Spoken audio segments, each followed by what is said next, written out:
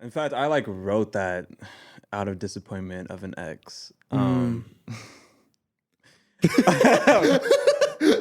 we ain't gotta go any We'll that box closed. Okay. There are some people on TikTok where that happens. God bless, but it doesn't good happen for you everyone. guys. Great you know? for you, but it doesn't happen for everyone. Listen to Emily Montez wherever you are. Wherever. I might need to do this Listen. right now. I gotta hear what Hey. 5-year-old. So that classical music. Oompa. Loompa. Doopity-doo. Welcome to Roseflower Radio, the show that goes behind the scenes of your favorite independent artists and creatives. I'm your co-host, Micah Wilson. And I'm your co-host, Finlay. With us today is Asri. Come on. Really cool artist. Micah met him a while ago. This was my first time meeting him today. Really cool artist, teacher, creative, Yes. cool guy. He started out from a classic violinist perspective, and he's and he was an absolute beast to sit down and talk with. He's just a guy who is down to earth. We talked a lot about the music industry. We talked a lot about what it means to be an artist, and a whole bunch of stuff, all in Roseflower fashion. So if you want, be sure to click the subscribe button somewhere down there, and the like too. That does help us sometimes, I think. I don't really know, but I just say that. It looks pretty. Yeah, you want to make us look pretty? Come on. So go ahead and click that, and then if you want to see anything else or any of his stuff, all of it will be linked below as well. We hope you enjoy this conversation with Asri, and without further ado, enjoy. But hey, Friday night. We here. Asri, how you feeling? I'm feeling good. I was looking at the clouds and the mountains while driving, and I was like, "This color of gray is nice." So I'm mellow because Yeah, we I got was a nice looking at color that. grade over here in Pasadena. This is Yeah, where are you great. driving from? from Inglewood. So Yeah, it's a little, especially at this time of day. Yeah. Friday afternoon rush hour, Inglewood to Pasadena. That's it was an hour and 14-minute drive. yeah. So yes, Damn. Well, but we ball. thank you for putting in an hour and 14 minutes to put in probably another hour and 14 minutes, and then hopefully less on the way home. Who knows, child? Anyways, Who knows? so we started. We're already sneaky like that, so we're in. So welcome to the podcast. Welcome to Roseflower Radio. Slay. Thank you. for having me. Let's talk a little bit about like you just as an artist getting and growing up. First of all, we met in church. Yes. That's Oh, the, you guys did. Yeah. This is us meeting for the first time. First time, yes. Hello. And But that's I feel like the- I've known you forever. Yeah, well, we have we got that Yeah, connection. we close you know. we go way back. No, that's awesome. And then like for you, where was music like the starting point of your music career? Well, I got into music when I was 7 years old. So my mom forced me to play the violin. I wanted to play the cello originally. But then I liked the violin. And then I kept going and going. I was classically trained, and then I transitioned into jazz when I was 12 years old. And that's When how you say classically trained, Yes. what does that mean? Up until 12 years old. So like classical pieces, it wasn't as strict of an environment because I was a kid, but it was a little bit more structured. yeah. And then I went to the jazz realm, and that's where there's a lot more free flow. They're like, stop being cut and dry, like improvise, play from your heart. And I learned how to compose, and that's how I got into like producing, writing my own music, singer-songwriting. And here I am now, Come on. doing it all. Hell yeah. Did I trying to. ever tell you that I was also a violinist growing up? I feel like maybe you have. So, So let's dive into that. Let's get dive into So what that. you're saying is that you could play his music Nope. on violin. That's what you're saying. Like I got to he Happy coursed, Birthday, and you I was know- like, all right. He said Baba Black Sheep, and that's enough. Yeah, I don't even remember anything about it. I have a really funny violin story though, real quick. I'll share with you. Yes, Bill. Long ago, my violin teacher, her name was Nancy, right? Shout out, man. Shout out Nancy. I don't know if I'm, just doxing her, like throwing her under the water, but Doxing is crazy. is doxing like, is that where you show someone's house? Yeah, like you we show like their show their whole address. address, Oh, so, like okay. their I'm not doing personal that. phone number. I'm not doing that. Doxing is This not is Nancy. high. This is where she lived. This is no, but so I went to her house once a week for violin Oh, so lessons. you doxed her? Like you would show? I would show up to her house unannounced. I'd be with a violin, Be like, teach me. And it was really funny because she was one of those people that was like, I mean, she was just a classical violinist, Yeah. and I was a punk little kid. He was Micah. Yeah, it was just You've me. met him. Yeah, You've you- met this kid. He's a handful of that one. So it was one of those things where honestly, like originally it was me, and I would go in there and she would be like, yo, if you just like do good, if you just like shut up and listen to this lesson, like I'll give you like Trident gum. So she would always like bribe me with gum. You know what I mean? That was the key to a kid's heart. For real, bro. Something about gum. I don't know. It's crazy. Is that why you were asking for gum in the car? Like, is it like kind of like what's that thing where like you train Pavlov's somebody theory. Pavlov's theory, but with anytime I see a violin, I just my mouth starts salivating. For some reason, I really crave spearmint right now. No, but it was really funny because like I just was not like really good at it. Now here's the thing. I show up to a lesson one day, knock on the door. My parents drop me off, you know, they just go have fun. So I go knock on the door, and an old man answers the door, like in like a wife beater, like, you know, beer belly, whatever. Not Nancy. That's the Nancy point of it. Switched up. Nancy was no longer Nancy. And I was like, hi, I'm here. Like, hi, I'm here for a violin lesson. He's like, I don't know what you're talking about. Oh. Apparently she moved, like didn't tell anyone, just went off the radar. Like I never. You were that bad at She was a violin? Russian spy, y'all. That's a Russian spy. No, honestly. Yo, they got a lot She's of like, training "That is over a there in secret." Russia. Yeah. Yes. So yeah, Nancy's she's like, giving Russia. I don't Yeah, know. you gave. You said the wrong word. You activated her sleeper. she's just like, And I off gotta she go, went, bro. Yeah. So No, but luckily, your violin teacher didn't disappear to go like fight. No, fight he for did the forget Russian- who I was, though. I visited him like 4 years ago, and I went in there, and I was like, "Do you remember?" He was like, I was like, okay. Damn. All right. Okay, and then how? So when did you kind of decide that because it's one thing to be a kid. I think, as Micah said, Micah was a violinist as a kid. Yes. I played a lot of orchestra stuff as a kid. When did you decide, almost like, okay, this is no longer something I'm gonna do because I'm a kid and mom and dad are making me do it? When did you decide like this is when I'm a musician, not mom and dad want me to be a musician? When did you decide to like I am gonna take this for myself and make it my thing? Well, I always heard music in my head. There's one situation that really highlighted that I was meant to do music. I was like in the car on the way to somewhere with my mom and sister. Yeah, you know how it is. It'd be like that. It'd be like going that. somewhere. I'd be doing that sometimes. And there was a track playing in our car, and I kept hearing this guitar line that no one else heard, and I kept singing it. And mom was like, "Why are you singing that? Like, why do you keep singing that?" And I was like, "It's in the song." And then they were like, "Oh, it is." They listened and they're like, "Oh, it's in the song." So after that, that's how I knew like I really wanted to do music. How old were you at that time? I was, I think, at 7 or 8. Dang, bro. And I just always, I heard melodies in my head every time we played a piece. I was like, I can hear this line or this piece.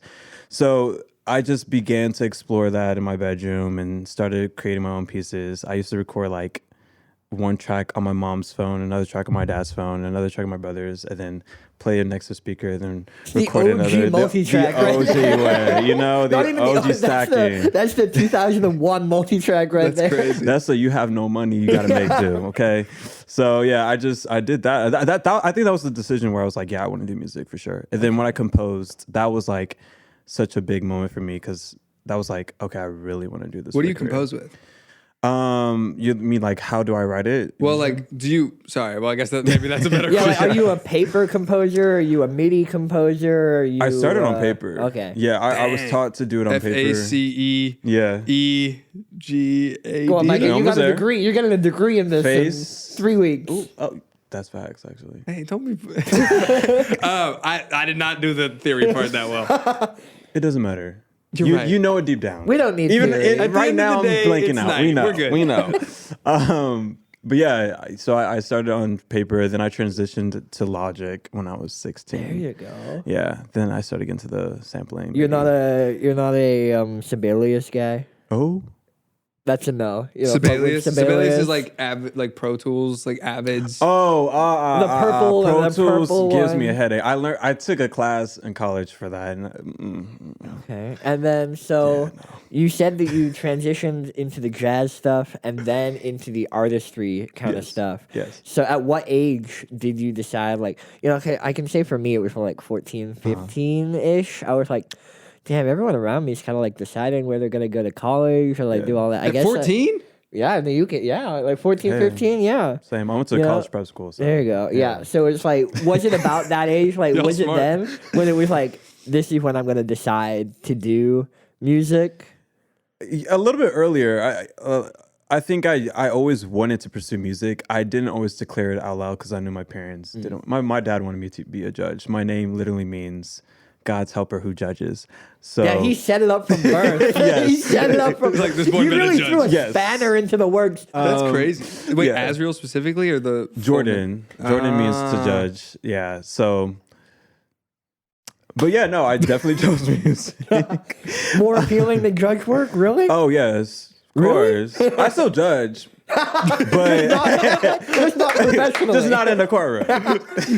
Yeah, you don't need to be a judge in order to like, you know. Yeah, hit that's over really the- funny. Every time I listen to a song, I judge. You know, yeah, I'll be. You're like, what's up with that, man? No, that's really funny. Well, the thing is, I'm curious about, is there violin in jazz? Yeah, I wouldn't say it's something that it's associated with jazz. It's that usually often. not. No. He's like, but how I did it? Shoot, I made it happen. You know, no, I there's 2 jazz classes I was in. I was one that was outside of my high school and one in the high school. In the high school, they didn't know what to do with me. They gave me like flute pieces and like piano pieces. Was it one of those things where like you were kind of too good for the high school band a little bit? No, I wouldn't say that. There's some people in there that was definitely like, okay, but you know what? Everyone deserves a chance. So Yeah, it's high school. You know, you it's- can't. yeah. Outside of school, I was in like this nonprofit, and that's where like they actually integrated me. Yeah. And that was great because I was playing stuff like Cantaloupe Island, Red Clay, all the like jazz classics, and it was actually training me, and like they gave me the space to improvise, which definitely improved my skills. Rather, in the jazz at high school was like, what's that song? Beyond the Sea. And like, yeah, not a fan of that type of jazz. No tea, no shade. Dang. It's great, but it's just not my cup of tea. I prefer Cantaloupe Island over that. For sure. Yeah. Would you say that you're saying you grew up in that classical world, and it's all? I would say my experience of classical is very much, this is what's on the paper. Yeah. This is what you playing. Yes. And then we have the jazz stuff. You were saying they were telling you get out of the paper. Yeah. What was that experience like? Kind of having what I can imagine, kind of breaking every rule that's been instilled into you over Yeah. however long. What was that experience like as an artist trying to have to break out of the mold that you kind of created for yourself in order to improvise in that way? It was amazing. It was honestly easier because like I said, I always had melodies in my head, and so I was able to explore those said melodies when I was playing these jazz songs. Because if we look at the greats, they add their own flavor to the actual sheet music every time they do a recording or they play it live, and so I was able to do that. And even with improvising, I was able to expand the melodies and use the actual melodic line and mess with it even more so that I can make it my own solo. So it wasn't hard for me to break out the mold. It just gave me the space to do it. So, Okay. Yeah. Does anyone in your family do music? So no, my mom grew up playing music, and my dad, love you, he said he was in a choir in high school. He can hold a tone. He can. It doesn't sound like you believe him. No, he can't. He can't. He says he's in a choir in high school. He can. I'm just a little. I have a high ranking You system judge. of singers. Yeah, like Yeah, I he judge. judges, Like, no. My whole mom's side, they're all musicians in the Bahamas. So Whoa. when we we were in the Bahamas last year in April, and we're just in my grandfather's house. Everyone just starts singing, breaking out in like a whole like 1 through 5s, adding a 7. Like they're all musicians. So I feel like that's where my musical side comes from. Like it's in my Bahamian That's cool. genes. So. Dude, and pretty much all of my extended family, all of everything for me, when I got into music, I was doing that in my room by myself and having no experience. And like, it's fun because I got to figure out what I liked and what I wanted, but it was all like in the box sort of thing. Like, I was a drummer for a little bit, and that's like, my drum teacher was actually the guy who was like, dude, you're not like, Like you're a drummer, but you're like you He don't said see you it. ass, bro. You see, he had the balls to tell you what Nancy couldn't. Nancy just up and got the fuck Dang, out of bro. there. Fact. Dang. But At was least this Nancy guy- running from the government though? Like we have to give her grace because You know, we don't. Yeah, you know what? We don't know Nancy. Like, you know, the IRS, the CIA. There's a were lot on of people her. that could have been after Asri Nancy. Roseflower. Was Nancy a spy? Just not even anything At the end about of you. this, tell us in the comments below if you No, think Nancy please was do. a spy. please That's do. really funny. But I mean, like he was one of those dudes who was like, yo, you should try and make a ringtone on GarageBand or something like that. Like, and he actually pushed me towards kind of the production side of stuff because I was good. never classically trained to like read sheet music and understand that stuff. Like I got rhythm notation kind of from drums, but like other than that, like fuck rhythm notation. Really? For real. I hate that stuff. You know I what find- rhythm Is notation that the one with looks- the X's? Yeah, the Yeah. X's and shit. It's so dumb. I really don't like it. see, I don't mind it because I learned it. Like that's how I learned as a drummer. But yeah, that's But, how like- I learned too, and that's why I hate it. Oh, never mind That's then. why I That's don't trauma like it. bro. speaking. Trauma's Exactly, coming out. bro. But I don't know. It's cool to hear like your side of that, and it's what he was just bringing up. So like, when did you start like singing over your stuff? Or I guess to add on to that, when would you consider yourself becoming an artist as opposed to somebody who's just playing music? Good question. You know, kind of add on Yeah. to that. So I mean, one, I sang in the church, you know, as a stereotypical black man. That's what we always do. Yeah, so every black singer, they're like, we sang in the church. So that's where I kind of like practice singing. But I always wanted to sing, but I didn't take it seriously until like high school. And I just listened back to some demos, and they were so bad. People were gaslighting me, y'all. Like they were saying I was good at singing. I press my friends to this day, like, why did you say I was a good singer? Because I really wasn't. Like I was. God bless. But Was that something that you learned? To sing? Well, no, like in a way, like I mean, like I could always hold a note. That's the thing. I could hold a note. It was more technique. So like runs and stuff like that. I was not good at that at all. But in high school, that's when I had my own band. That's when we started getting into the artist realm. I had this band called Colors because wait, colors. Colors with a K. That's important. And we were to show the diversity of the world. How corny. Oh, are you? Oh, wow. Colors for the color of the skin, of course. Yeah. But yeah, no, that's when I started considering myself an artist because that's when I started like writing songs for the band and actually promoting myself as like an artist who writes and sings. When you were doing that, was that immediately? Were you kind of already in the territory that you're at now, like kind of that R&B, like neo soul, like that sort of sphere, or was it like? Those were definitely the inspirations because me and my best friend, who was the other singer, we come from that. But the band that we had at the time, they were from rock and indie. So it was an interesting mix of sounds. We had visions, but they came out different. And that was totally fine. I feel like the best way to pinpoint how we sounded was like Cosmo Pike. You guys know Cosmo Pike. What's that? Hang on, don't tell me. Thoughts are burning. What's that song? Hang on, it's the big one. Something for Janet. The one I know is Flowers for Janet, I think. actually I'm not even gonna try Hey, to sing it. whatever. I totally forgot. Hey man, Zion. I'm just gonna It's okay. cut to us being like, you know, Cosmo. Yeah, Cosmo Pike. Yeah, of course. That's yeah. Yeah, so I feel like we've spent a lot of time in like these pre-high school or like high school, pre-high school, all of that time. So what happened after high school? You know, where you mentioned college. Where did Yeah. you go to college? What was it for? Yeah. You know, was it music related? Talk to me about like the college time for you. Yeah. So fun fact, deep down I always never wanted to go to college, but I have an immigrant mother and that's not allowed. So you had to go to college. So I applied to colleges and I got into Berklee College of Music and they gave me $5,000 in loans and it was $72,000 a year I was gonna say they get $5,000 in scholarship in loans. Not a scholarship. And So they you- presented it like a scholarship, like, oh, here's money, but you have to pay it back. It's like, Oh. So you So still it's owed not- like 60, you still needed like 60 something K a year. Or some shit. Yeah. literally. And then now you have to pay How that extra. generous of them, you know? Right. Yeah, so kind. So because of that, I didn't go. My dad had just finished college at the time. my sister and my brother. And so we were not financially in the place for that. And I didn't apply for scholarships as diligently as I should have. So I didn't get the money. So I didn't go to Berklee College of Music. So I ended up going to Santa Monica College and just studying some music theory there. Then in my heart, I was like, you know what? I'm just going to drop out. It's not for me. Yeah, you don't need it. I don't need it. And you know what's funny? I run into so many people who went to Berklee and they're all like, I'm so glad you didn't go. Like, it was a waste of time and money. Like, every single person I meet who went to Berklee, they're like, it's a good thing you didn't go. No, every person I've met who got to Berklee is either like they popped off and they were successful, or like there's no middle ground. You know? Like it's kind of like either you're one of the 1% of Berklee students who like are Charlie Puth, you know, or you're. Did you say Puth again? Charlie Puth. It sounded poo. I don't know. Like it's.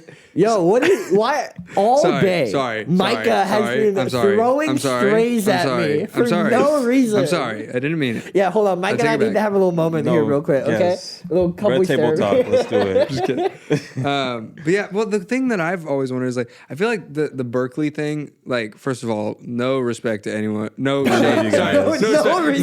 No respect to anyone who went to Berklee. No shade to any of y'all who like put in that time and the hours. I'm not diminishing that at all. Yeah, no. Like we both go to music school. He goes, I went. So like I get it and I understand the hassle, but like to me it's hard because I feel like Berklee's such like a music flex. You know what I mean? It's like oh, like my son's going to Berklee or whatever. You know what I mean? Like it's just I don't know. How did your mom feel about the decision to drop out and not go? My mom actually was fine with it. I think she came to terms. I don't know when this transition in thinking happened, but she was just like, I trust what my kids are doing and I trust their decisions. That's cool. She didn't have to verbally say it, but I can feel it. So, yeah. So one thing that I really liked, I want to talk about this for a second. First of all, we'll kind of bounce back around from a chronological order, but your NPR, Lil Vid, the submission for send in a message. Yes. Come on. Yes. Dude, I thought that it was super sick that you played the violin and was looping that and like and I've seen you live too and you whip that thing out. No, you whip out the violin. Pause. You whip out the violin while you're it's crazy. My fault. I take that back. You know what's really crazy? I just found out today. You know I Show Speed, the streamer? Yeah. Apparently he got banned because his his rod came out on stream. I think I heard about that. I did not know about this. Yeah. When was this? That was like a while ago. Though. I just found out today. And I was hanging out with Josephine and we were you gonna say I saw speed. I know, me too. I did. I was like, oh. You know, we didn't go way back. Yeah. No, but she had like there was a flyer because someone was moving. I was just telling them they had like a flyer like at their apartment for like, hey, we're moving in, like we're doing like a move-in party. Like the theme is Drake's like current, situation. His garden hose. True. And I had to. We were both like, "What does that even mean? Like, what is the theme then? What do you do?" No, what do you do? I don't know. I'm not going. But Wait, so hold on, I just thought of this joke. I should have said it before. Does that mean he calls it speed? He's called I Show Speed. Oh, so he's like nasty. So we named it Speed. Like that's gross. He's so off my radar. So I feel like I only ever see those fucking like Casanat, I Show Speed TikTok kids or like streaming kids comes up when someone is like hating on them on my page or something like this, like something like this. Or like fucking I Show Speed get banned. Like, well, there was the one he kind of pissed me off because he was doing like charity match with a bunch of football players or soccer players. And he went way too aggressive and like double foot stud up slid at fucking Steven Gerrard of all people. I'm like, bro, this is a charity. He's one of maybe the Tom Brady of English soccer. Dang, my bad. Like he played for Chelsea, Manchester, Liverpool for a long time. And he like fucking double foot stud up. Tackles him. Wow. He's like, bro, this is a charity match, and he is 55 years old. Yeah. You do not need to run full speed, double foot studs up. Take all I'm him saying out. is, hey, if it was American football, I think there's a reason they don't do NFL charity matches, bro. just kidding. They're not handing out CTE to celebrities. I know, you I'm just kidding. But anywho, Yeah, we could talk that was a about tangent. A little tangent. Yeah, that was a big and all that stuff. But the thing I want to talk about was the NPR Tiny Desk performance. First of all, a lot of those guys that you were playing with, those are the people that are in your band right now, right? Yes and no. So I have Michael and Jackson. Shout out to y'all. Y'all are great. Come on. They are excellent musicians that I work with on the day-to-day basis, basically. The other two guys, Lawrence and Tyler, also shout out to them. They're great musicians that I occasionally work with. Nothing's solidified. I would love for them to be in a band permanently, but I don't know. Yeah. So yeah, I definitely work with them all the time. But Jackson and Michael are the ones that are like my solid team right now. Those are the dogs. Yeah, those are the dogs. The dogs. What I really liked was in the NPR video, which we'll have a link to it so people can check it out. It's right there. It's in the description. It's playing right there. It's not. Micah edits these, so I like to make his. See, yeah, look, we're both pointing at it now. Like, you have to do it now, Micah. Go listen. Go watch. We will watch. But it was one of those things. I loved how you like kind of incorporated like actually like pizzicato, right? Come on, and you. I know. He has the classical words. music. Let's go. Forte. Yeah, there you go. Give us another one. Nope. Those are the two he has. Glissando. How about that? Oh, Come on. hey. Come on. Bonus point, what does it mean? Amen. I think I did that. Yeah. Well. Come on. But anyways, like I loved how you incorporated kind of like actually like plucking the strings and incorporate that into the groove. Who's the drummer, bro? Michael. That dude. He got Michael. some groove and some feel, bro. Great. And like you guys as a whole, like is that I was gonna ask because if those are the people you played with, because I also saw you live and you are insane live. Can you talk to us about like the recording for the Tiny Desk submission and what that was like? And for those who don't know, like what was the Tiny Desk submission? Like what was that experience like? So the Tiny Desk submission, by the way, is, NPR has these Tiny Desk concerts that they put out. And each year, I think they've been doing it since 2015, if I remember correctly. They have a competition in which you can submit, and then they do a tour.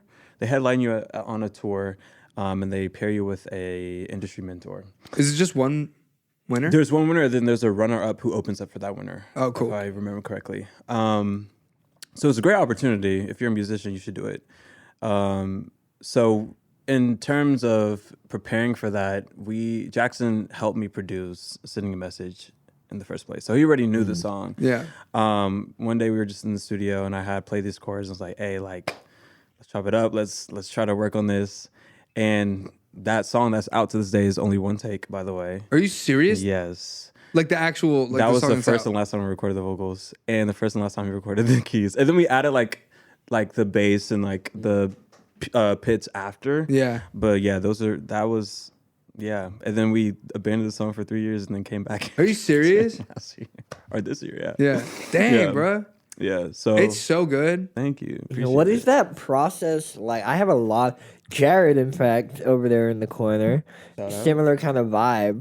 What is that process like when you kind of write a song and then you love it and it embodies who you are, and then maybe you leave it a couple years and you come back? Did you feel like it still like embodied who you were as an artist? Did you feel like maybe you had to change it up a little bit, almost like updated to your style now? Like, what was it like looking at a song that you wrote and recorded years ago and then came back to? It doesn't feel like me at all. Yeah. Like, excuse me, the Asriel today is not that Asriel. In fact, I like wrote that out of disappointment of an ex. Hey, we ain't gotta go any We'll further. leave that box closed. Okay. So it doesn't reflect me, and I put it out because I felt the need that it needed to be out. But not that I want it to, if that makes sense. But I'm glad it's out. I think it's a great song to this day. But the reason why it was sat on the shelf for so long is because I was insecure. I just didn't feel like it was gonna be there.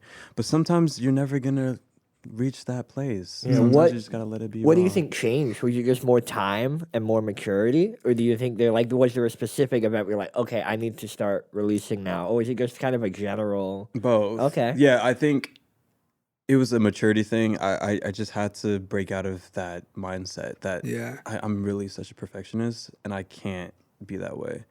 And I get it from my father actually. And we talk about it. But it's like I can't live like that, especially with music. No, if for real. if I live like that in music, I'm not gonna release anything. Mm. And I finally got to the place where it's like, if it feels right, and if it's doing its job, if it's speaking the message it's supposed to be, saying, then I'm gonna put it out, and that's that on that. So there was that aspect, and then there's the aspect like, okay, if you want to do this, you have Yeah. to start now. Like you can't just sit on it for years and then just expect to blow up. Like there are some people on TikTok where that happens. God bless, but it doesn't good for happen you for everyone. guys, Great you know? for you, but it doesn't happen for everyone. So, No, you totally. got to put in effort, Yeah, and it's hard to. I think I've said this before. I think on the podcast, and just like also in my life. But like, I think that like what's really cool about recording a song or like playing the song live or whatever, like music as a whole, it's like you're taking a snapshot of a specific emotion. Like that was felt in that time during recording, during songwriting, whatever, and like it's really cool because you can go back and like re-listen to it and be like, oh my gosh, like this is what I was thinking during that time. These are the emotions I was going through. This is the pain I was feeling, the love I was feeling, like whatever. Yeah. And it's hard because like, we grow and mature as people and like, we just move and evolve and like, keep doing be that. like that. But it's like It do be the like songs that. don't, and it's fun because it's like you think about like Fireflies by Owl City. Yeah. Right? Absolute banger. Yes. To Come this on. day. To this day, but it's because it holds the nostalgic factor. Like I feel like if Owl City put that out today, I will listen. Hey, I will listen. you're right. If you maybe listen I'm to wrong. 100 gex, you can listen to some Fireflies. Hey, listen, 100 gags. I'm here for You guys are 100 great. gags. Okay, I fuck with original 100 gags. I don't know if I like their new stuff. I'm honestly. not. I haven't listened to everything. To be I haven't honest. listened to them since 2020. So That's what I'm saying. Like Dude, we all got locked 2020, up and we're like, what is music? like, yo, like, that's low-key what happened with break and shit. Like, no one could go anywhere, and you're like, yo, I just dropped this fucked up album. Yeah. Bet. But know? you know Honestly. what? There's a girl who was a blueprint, and she doesn't get the credit she deserves. Her name is Emily Montez. She was 5 at the time, and she was posting Like 5 years old. 5 years old in 2020, posting like demos. Like I guess her brother was posting her demos, and she was chewing. If you could listen to Emily Montez wherever you are, pull it up on Spotify, Apple, whatever, wherever. I might need to do this Listen. right now. I gotta hear what Hey. 5-year-old Emily Montez. Don't look. Let me pull up the song.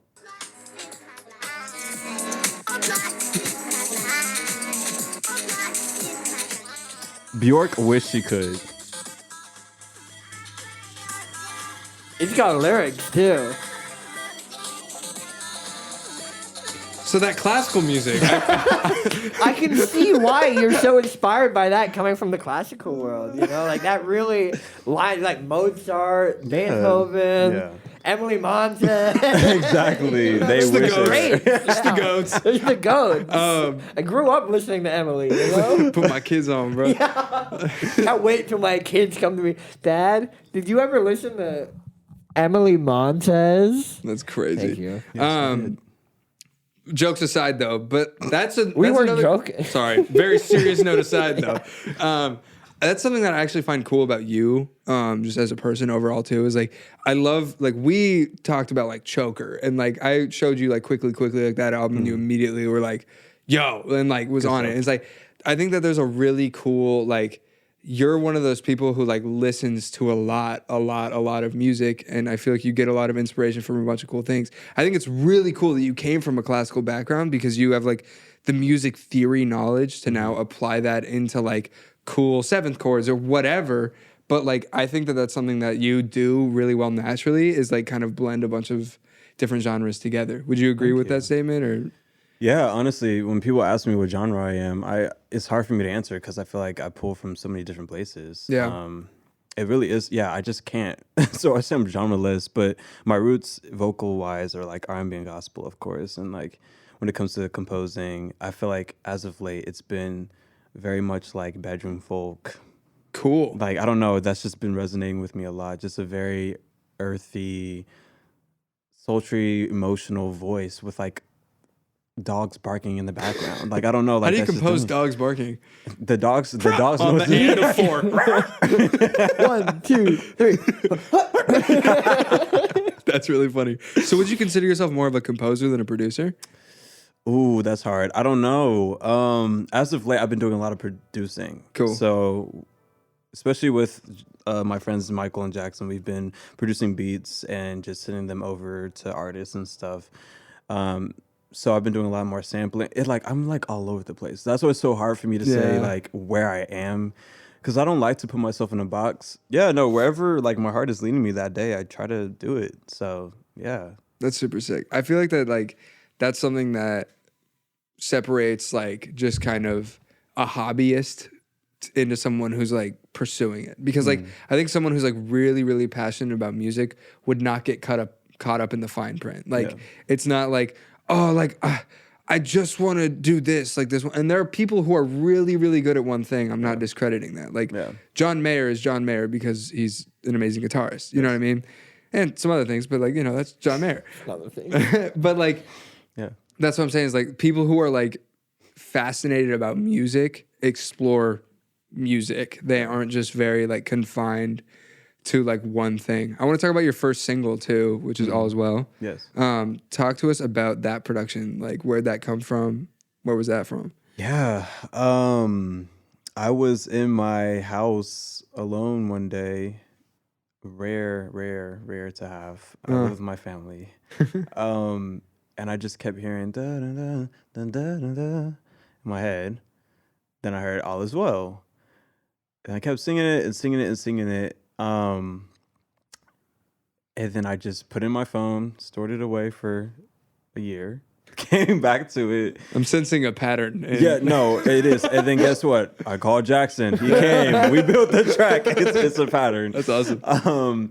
And the thing with that, though, when I was trying to actually record the last vocals, it was so hard for me. Like, nothing was right. Like, it was so taxing, and it was so hard for me to just get the words out. And that kind of was a confirmation for me personally that the song was meant to come out. And a lot of people, when I did put it out, texted me like, it was just very overwhelming in a good way to see how it positively impacted people. Yeah. And people were just like, thank you for this reminder and everything. So that's what I mean. Like, it's important to put music out. Like, you don't know how it's going to impact someone and inspire them. And I feel like that's what music is about. Like, it's about inspiration. Yeah.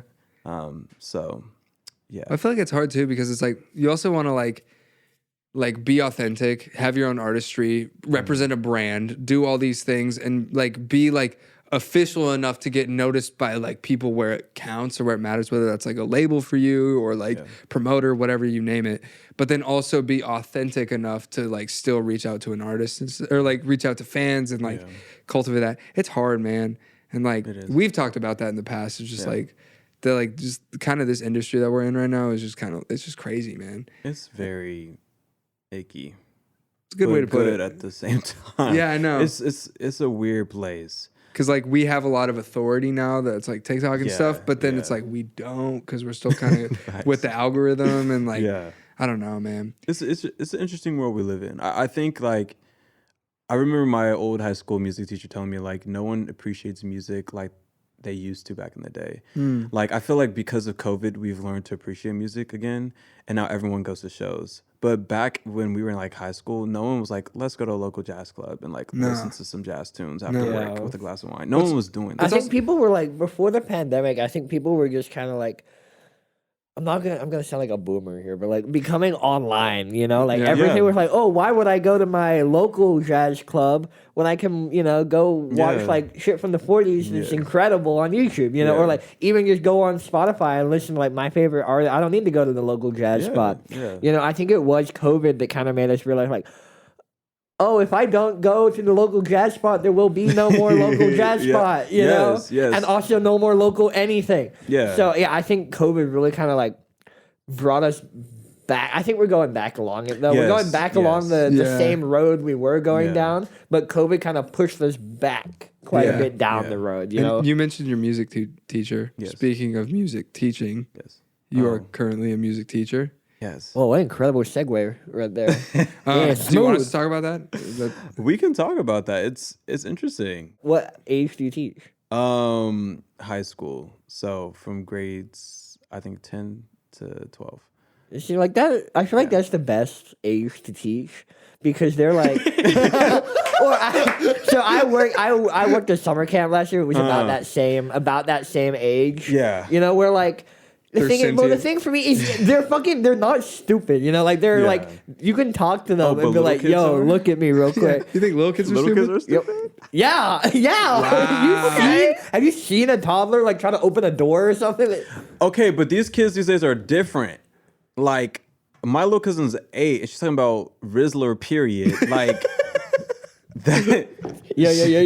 And that relates to little- intelligence perfectly. No, but they are.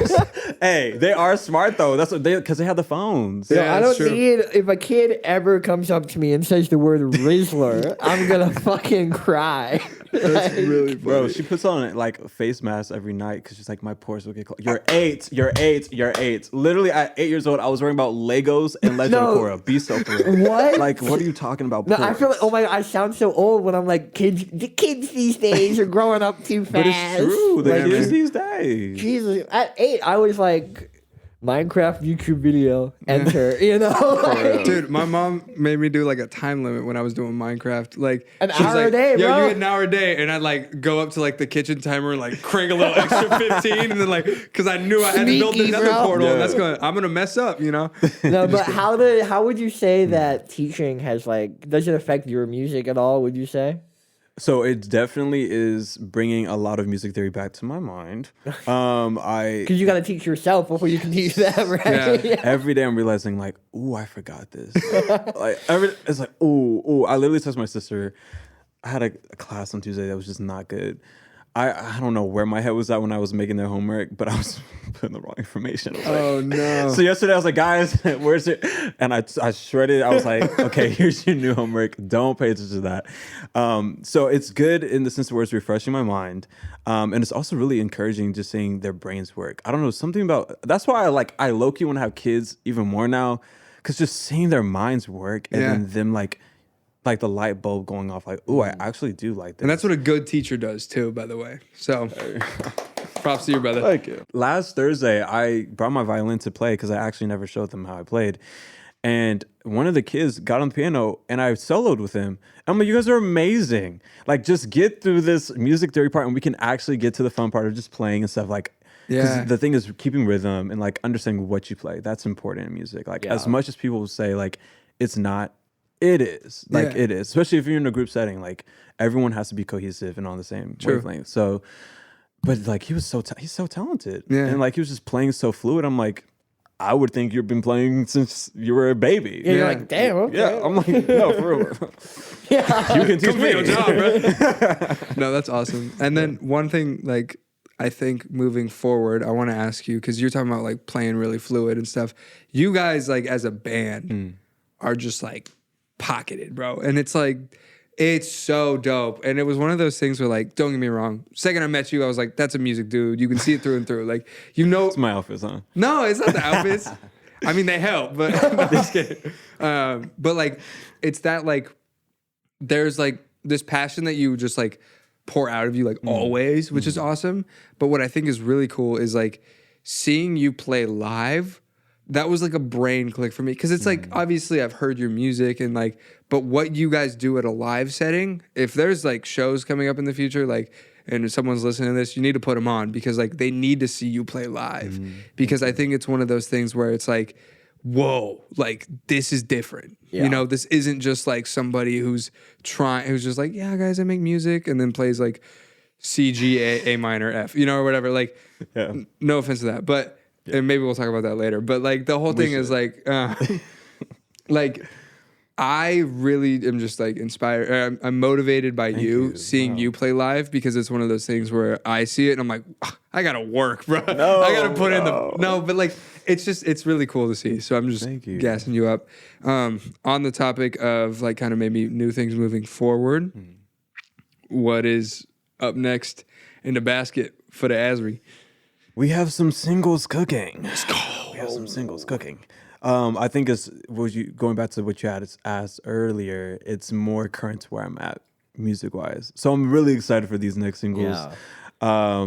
Micah heard one of them, you know. So Sneak peek. he got a sneak peek.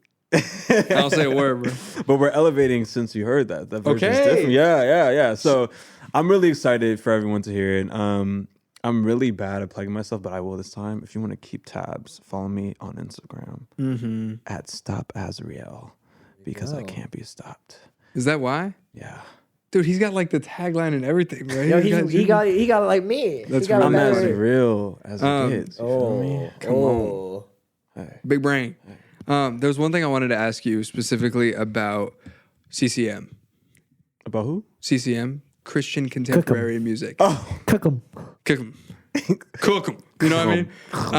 That's a very Micah, the three we just went from, yo man, I love your high. By the way, your band, incredible. Also, CCM, how you feeling? It's important. Come on, I'm bouncing around, bro. Like We get into it. I feel like it's really interesting to me because you know, like from the church perspective, and especially like the the big church, like there's a lot of them where it is like this.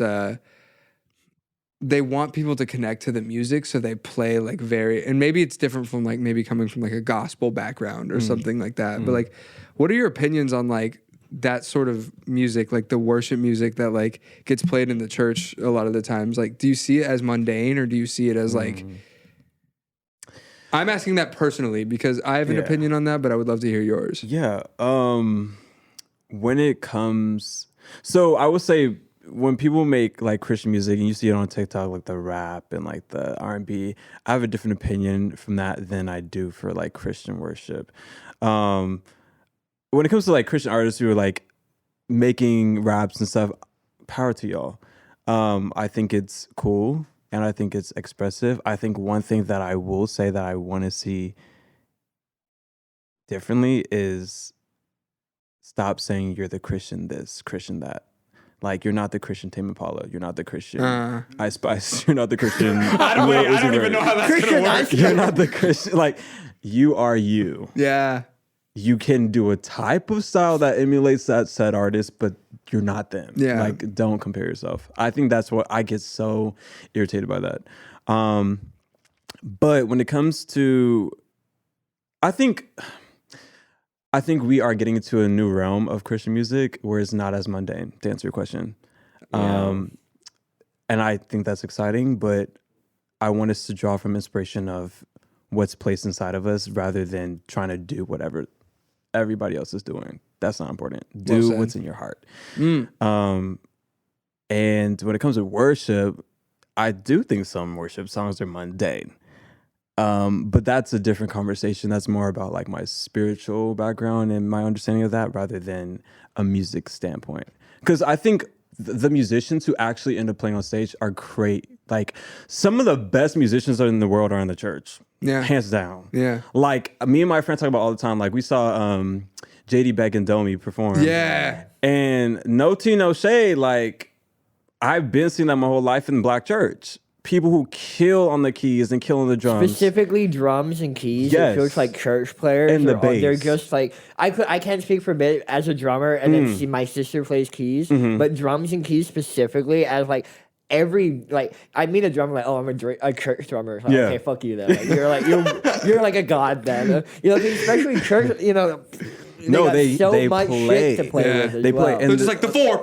The three. No, exactly. Yeah. And that's the thing. Like, a lot of the jazz music theory and music theory in general, when it comes to R&B structures and blues structures, comes from black church. Yeah. And so, like, we're continuing a legacy that's been going on for many years. Yeah. And sometimes it does irk me when I see. It doesn't irk me. Like, I'm happy that they're successful, but I think about all the kids who play every Sunday their butt off. Yeah. And then, I go see JD back in Domi and they're like, oh my God, they're so amazing. I'm like, there's so many talented kids who are doing that and more. Now, I will say though, Domi was freaking playing the bass with her foot. What? On a foot piano while freaking playing. Going crazy. That's crazy. Yeah. That's different. That's padded room behavior. You see I'm someone not in gonna church lie. with their toes going crazy. That might not fly. I'm like, God might have something to say about that. You The know, dog's out. The dog's out away. in church. Smell like Fritos. Dang. Which, by the But- way, why do Fritos gotta smell like that, bro?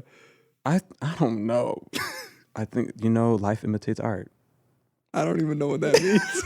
It means Fritos are Fritos are art and life is stoves. Therefore. All right, bro. Yeah, I think this is a great place to end. We're at like an hour right now. That's awesome. Please disregard But that you sentence. kind of, you slightly plugged it there just like 10 minutes ago. But for the people Yes. who for some reason weren't paying attention, but they're back now. Yes. You got this camera in the middle, got this camera right in front of you. Where can people find you? What have you got upcoming? You got shows, you got releases. What's going on in your life? Where can people find out? We have releases. Follow me on Instagram at stopasriel. Yeah, we have releases coming out. I'm excited. Go watch my NPR Tiny Desk submission, please.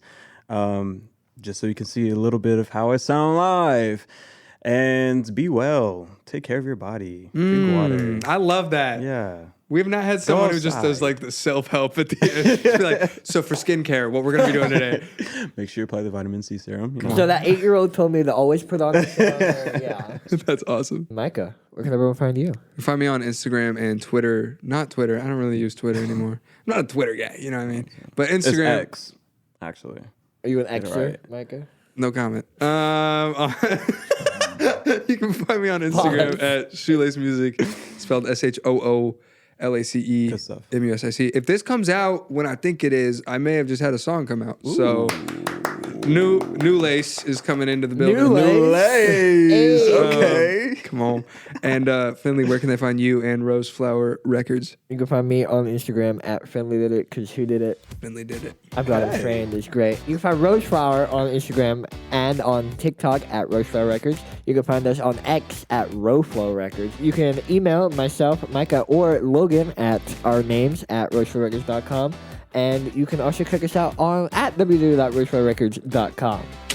No. Capitalism. Well, hey, thank you so much for listening, and we'll see you guys in the next episode. Bye-bye. Peace out.